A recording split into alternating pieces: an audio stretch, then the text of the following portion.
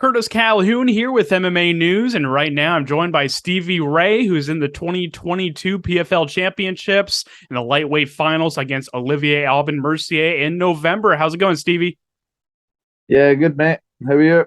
I'm doing great. Thanks again for the time, man. First question for me, just kind of talk to me about this journey to the championships, man. It's been quite a whirlwind for you in terms of the past 12 months or so. So kind of just take me what's going on through your mind when you reflect on how things have gone. Yeah, I mean, it's worked out pretty well. Obviously, not perfect. I lost the first fight, but I've been able to rebound and beat Anthony Pettis twice. So pretty happy with how it's all went. And now the main thing is I'm in the final, and yeah, looking forward to it. And when you look at the season format, in terms of the quick turnarounds in between fights and not really getting a ton of time to prepare, like in the UFC, you get like 2 or 3 months. How big of an adjustment was that for you this season? So yeah, it was really tough the first fight. Doing the first fight, I came out. I was a little bit sore. I had a couple of niggles. To then go straight back into fight camp was a little bit demoralising. Yeah, it was pretty tough. But fortunately, the 2 times I fought Pettis, I came out with no injuries at all. My body was healthy, so that worked out pretty good. So it's not been too bad. I kind of like being active. I like fighting regular. But not gonna lie, it did feel good to hear that the final is a little bit more of a break. That part was good. So yeah, I mean, I'm happy with the way everything's went. How nice is it to have that extra time to get ready for the championships and all that? Oh, for the final, yeah, I mean, good. I mean, I would have been ready to go if it was 6 weeks again or 8 weeks. I would have been good to go, but yeah, just mentally, it would have been. I think if it was straight away again, I'd be a bit, really struggling towards the last few weeks if it was straight away again. But so yeah, I mean, it's good to I think it was 15 weeks from my last fight to the final, roughly, if the dates are correct. And yeah, I mean, it was worked out perfect. I was able to have some downtime while also taking over and training, see the family, do all that before getting back into fight camp. That's awesome. And obviously you're facing Olivier Aubin-Mercier, obviously a really tough opponent, having a really good season like yourself. Tell us what you've seen from him this season and what kind of fight you're expecting. Yeah, he's a good fighter. Pretty solid everywhere. He's pretty well-rounded. But yeah, just like like most fighters, he's got his strengths, he's got his weaknesses. So yeah, just pretty much. I mean, we're at the start of camp basically. Yeah, we'll probably work specific stuff. It's also Southpaw versus Southpaw again. So that changes things a little bit. But yeah, I feel like there's certain areas where I'll be stronger. There's maybe certain areas he's stronger than me. But I do feel confident that I could win this fight on the feet or on the ground. But yeah, obviously I respect he is a good fighter. That's why I'll be training my arse off. And you mentioned the Southpaw matchup. Kind of just elaborate on that. Like, how does that change things in terms of how you look at the matchup and how you prepare? Yeah, it changes things a little bit. Obviously, certain techniques. I've fought a couple of Southpaws. Not too many, to be honest. I think I've only fought 2 Southpaws. One was Alan Patrick, which it never really ended up on the feet at all. It was all on the ground. and one was Michael Johnson. But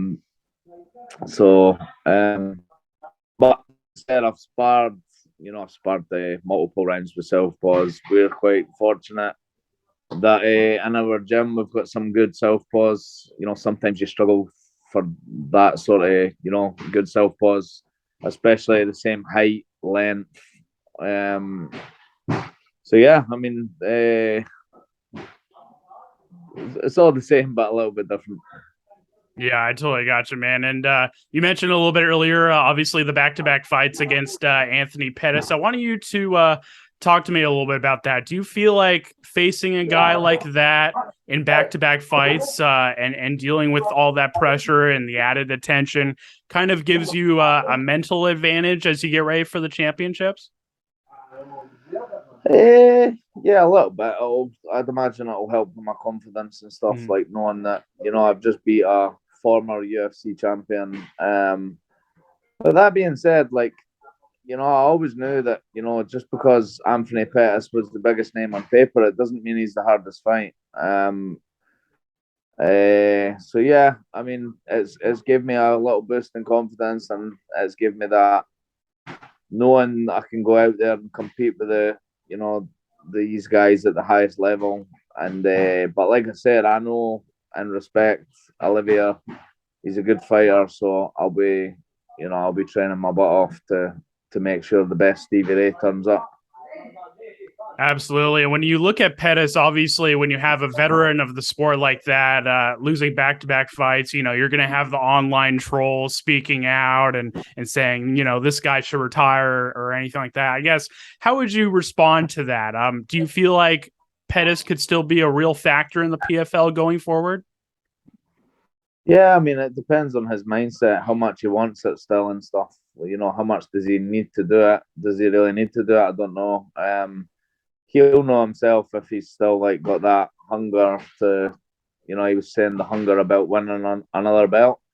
Because obviously, if it was only about money, I'd imagine it's pretty difficult to get motivated because he looks pretty rich to me. So yeah, it depends on where his mindset's at. But in terms of skill wise, his skills are there. It's just if he's got the motivation to train hard and I believe he did. I mean, he went and beat Miles Price before I fought. He got 6 points. He was top of the leaderboard. And the way I see it, the guys these days, guys, girls, whatever, social media, there's so much negativity in this world. It doesn't matter what you do. If I knocked Pettis out in the first round, I'd get so much hate and people saying it was a lucky punch. And it's just always going to happen, saying it's a lucky submission. People just love to hate, especially on social media. Keyboard warriors, they feel protected. A lot of these things that people say, they would never say it to your face or to Pettis' face. So yeah, I think if Pettis came out and knocked me out in round one, you would still get guys saying, "Oh, he's done," and all the hate and negativity. I got you, man. And I want to switch gears a little bit and get back to the championships. Obviously, you're not the only UK fighter on the championship card. We got Brendan Loughnane as well. How much does that mean to you to represent Scotland and be on this big stage? Yeah, I mean, I'm always proud to represent my country. To go out there, I think I'll be the fourth British guy to win a major world title. I'll be the first person in Scotland, MMA fighter anyway, to win a major world title, because I won the Cage Warriors world title, but I see that more as a European kind of level. So yeah, to be able to do that, and obviously the $1 million on the line as well, was a big bonus.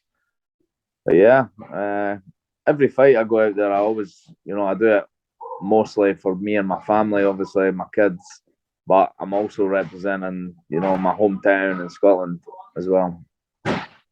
Absolutely. And I want to ask you briefly about the $1 million. Obviously, you're not only fighting for a PFL title, you're fighting for a big $1 million grand prize. I guess, obviously, I know you're not thinking that. You're thinking about the fight, but just kind of talk to me a little bit about what a prize like that and getting $1 million would mean to you in your life. Yeah, I mean, it'd be life changing in terms of just financial freedom, being able to do stuff with it, invest, for the future as well, setting stuff up. To be honest, I've not thought too much about what I would do because I've still got a big test, and I know there's a good chance that I don't end up winning it as well. It's the way fighting is sometimes. Even if I could go out there and smash him for 3 or 4 rounds and then get caught. MMA is such a uncertain sport. The one thing that we're kind of speaking about, or I'm trying to get my manager to ask about just now, is what's the purse for turning up? Because as far as I'm aware, it's a major difference in the loss and the win. I mean, I think it's only $50,000 to show up, and then if you win, it's $950,000. Because we already got the $50,000 for the last fight. So yeah, it's like a major difference, and I know how fighting goes sometimes. Imagine losing a split decision, and losing $900,000. So. I mean, I don't know if there's any way negotiating these terms or whatever, but I mean, I'll be training my butt off and going for the win, but it'd be good to know there was a better guaranteed, purse regardless, especially making it all the way to the final. I was about to ask about that too, because obviously your money is your business, and I'm not going to ask about that, but do you feel like it's important for you and your management team to talk to the PFL and try to renegotiate and get that evened out a little bit? Because you mentioned, like, if you lose a split decision, things happen, judging and controversial officiating and stuff like that. Is that on your radar in terms of talking with them? Yeah, well, the way I see it, I'm like, sometimes you can lose a fight that you didn't even lose. It's happened before, like, where maybe you've been robbed, maybe even sometimes it's just such a close fight. Like if me and Olivier go out there and we both put on a hell of a show and one of us edge it, for the other guy to only go home with $50,000 is absolute heartbreaking. And I know it could be me, it could be him. Like we're both very good fighters. Like I said, sometimes you can be winning the whole fight and get caught, whether it's a submission, a knockout, whatever, or maybe it's just your night to turn up. So I feel like, even though obviously I'm appreciative of everything PFL have done for me and everything like that, but yeah, I feel like there could maybe be a better way of doing it. I'm not gonna lie, like. So it's $50,000 for the loser, I think, and $950 for the winner. That's $1 million in total. If they came and said to me, you know what, just both of you take $500,000 each and then fight for the belt, I'd probably just do that. To have that, just to have the guaranteed knowing that you're walking away life, because that's life changing for both of us, I'd imagine. It is for me anyway. But yeah, I mean, I thought I signed a pretty good contract. I was happy with it, and I appreciate. I was just new to the PFL, so I've signed that. Yeah, what the wages that I've been given. But then when I seen some of the, I think when it was Atlanta, when they announced all the other pays, I was like, wow, like some people are getting paid, and that's fair play to PFL. But then it made me think, like, I think I deserve more, because no naming any names and stuff, but I was looking at some of the guys and I'm like, I believe I'm better than him, and him, they're all getting paid more than me. And Pettis, he got paid $750K for losing to me the first time. And I get that. Like, I understand why he's getting that. He's a former UFC champion. Like, I'm not wanting that much, but like what I got paid was nowhere near that. So yeah, it'd be good to, now that I've proved myself, beat Pettis twice. I'm in the finale. Yeah, it'd be good to get compensated better. I totally understand, man, and I appreciate your thoughts on that. Last question for me. Obviously, I appreciate the time again. What's your message to fans who have supported you this year, and what can they expect come November? Yeah, so just always thankful to my fans. You know, without all them, it would be a bit more meaningless. You know, after a fight, win or lose, like to get all the support I get is, you know, it's mind blowing. And that's what makes me, you know, just appreciate and really represent my country and stuff. So, yeah, thanks to everybody for the support. What can you expect?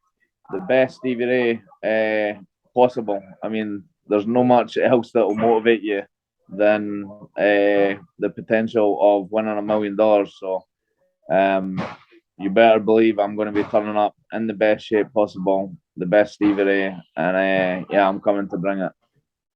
Absolutely, man. Well, before we wrap things up, I'll give you the final word to shout out sponsors, shout out your team if you want, social media, all that good stuff. I'll give you the final word. Yeah, just thanks to my team, Higher Level MMA, all my teammates, my coach, James Dillon, all my sponsors. And yeah, just like you said, everybody that supports me, all my fans and family. I appreciate it. And yeah, one more fight to go. Let's do it. Awesome, man. Well, Stevie, I appreciate the time, man. Always great chatting with you. I'm sure we'll chat again soon, closer to fight night. And thank you again for the time, man. Appreciate it. Cheers for the time, buddy.